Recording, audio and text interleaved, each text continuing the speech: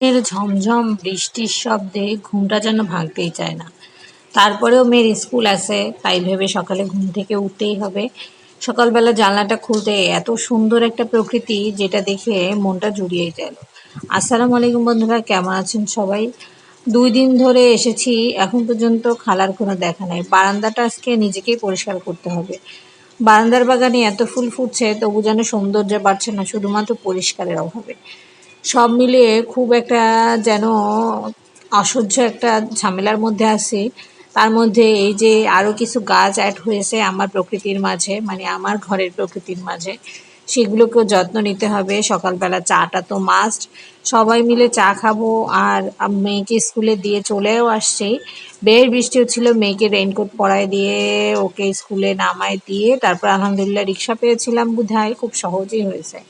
আর দেখতেই পাচ্ছেন প্রায় সকাল 8:30টার দিকে প্রকৃতির কি অবস্থা, একেবারে মেঘাচ্ছন্ন প্রকৃতি।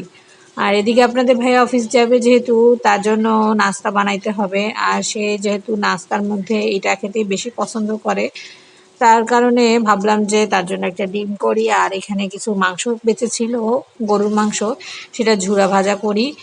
ছোট মেয়ে বড় মেয়ে সবাই পছন্দ করে, আমারও ভালো লাগে। আর আপনাদেরও তো অবশ্যই ভালো লাগবে, কারণ ঝুরা মাংস খেতে পছন্দ করে না এমন লোক খুঁজে পাওয়া যাবে না। আর এই যে রিমঝিম বৃষ্টি, তার মধ্যে গরম, তার মধ্যে একটু ঝুরা মাংস কিন্তু ভালোই লাগে।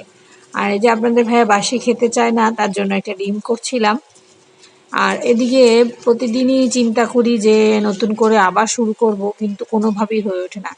ভাতের মধ্যে পানি দিয়ে একটু আলু ভর্তা বানিয়ে নিয়েছি, ঝুরা মাংস ভুনা, আর একটু পটল ভাজি করেছি। এটা দিয়ে সকালে নাস্তা করব, সাথে কিন্তু পেঁয়াজ কাঁচা ঝালও আছে।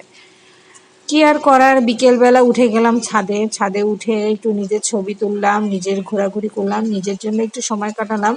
সাথে বাচ্চারা তো আছেই। এই যে আমার চলে যাচ্ছে এইভাবে দিনগুলো, মোটেই ভিডিওগুলো ভালো হচ্ছে না। সবাই আমার সাথে থাকবেন, কমেন্ট করবেন, ভালো থাকবেন। আল্লাহ হাফেজ।